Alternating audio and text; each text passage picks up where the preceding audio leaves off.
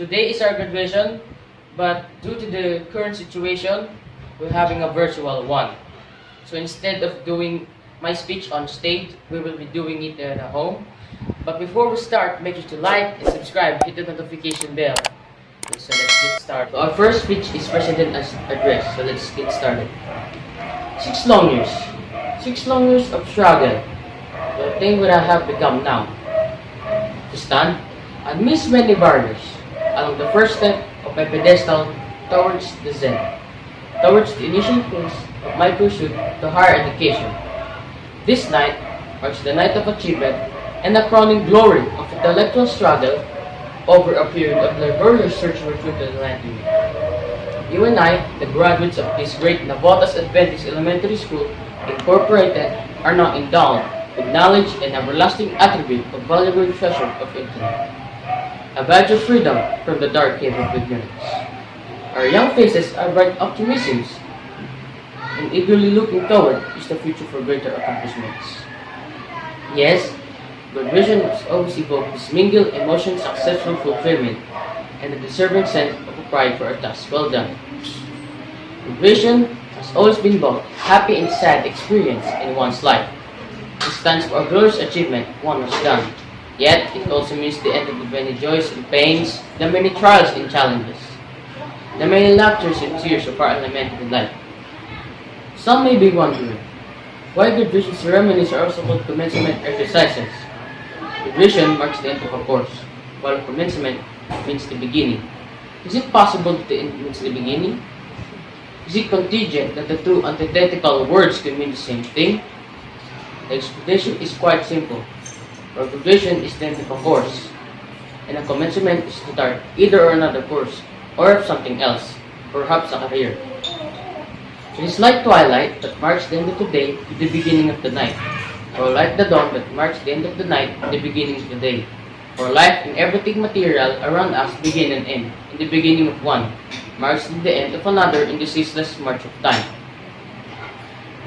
In our studies, the end of elementary school is the beginning of high school, and the beginning of one's high school life is the beginning of a more complex world of college life. Sad we may be, but there is only one graduation, one commencement exercise that we must come to every one of us. Hence, all graduation in this life are leading us to end our preparation to our last and final commencement. Just as every step of the stairs leads up to a threshold or like curtains that open us as we walk through them, one after the another until the final one is reached, which opens to a magnificent vista of unending horizon. We now stand as the threshold of a new world, a world of competition and cooperation, failures and success. With undaunted courage, we take another step towards our improvement. Nothing is left of the past 6 years except of the memories of days bygone. Soon, the memories will just blur vision of something wonderful in the past. The unselfish effort of our alma mater serves as an inspiration of our elementary diploma, our stepping stone to our higher education of every chosen career. For all of this, we are indebted to our hardworking and devoted teachers, or the masters of their own field in the teaching profession, imparted to us precious knowledge and the valuable experiences. We'll cherish, will keep, and will bring us in pursuit of our education. Ilang taon na nga ang ginugol natin sa ilang ng buong pagsisikap. Nakakalungkot man isipin sa marami na walang pagsasaalang-alang. At ngayon, sa dinalang hinaharap, kanya-kanya na natin tatahakin ng bawat landas na ating pinili. Tama, ito nang idinakdang araw ng ating paglisan. Paglisan sa mga batang katuwaan, paglisan sa mga murong kaisipan, paglisan sa isang bagong mundo upang sa bawat guhit ng ating palad. Mundong hindi na tumatanggap ng pagkakasakali, pag walang bahala, isang mundong walang biro. Punong-puno tayo ng pangarap, maraming gustong makamtan, maraming gustong maabot. Naway sa tulong ng ating may kapal, ang ating mga magulang, ang ating mga guro, tayo magtatagumpay at tutulad ang ating mga buhay sa anumang larangan ng ating tangkatang. Magandang gabi po sa ating lahat. So my second speech is key of responsibility. To all of you, a pleasant evening. In line with the teachers of the seniors, I often remember the core values that represent commitment, compassion, dedication, integrity, stewardship, leadership, and excellence. Short statement, but they speak volumes about the need of active participation of the study group and the realization of NAES by maintaining the high standards of student service.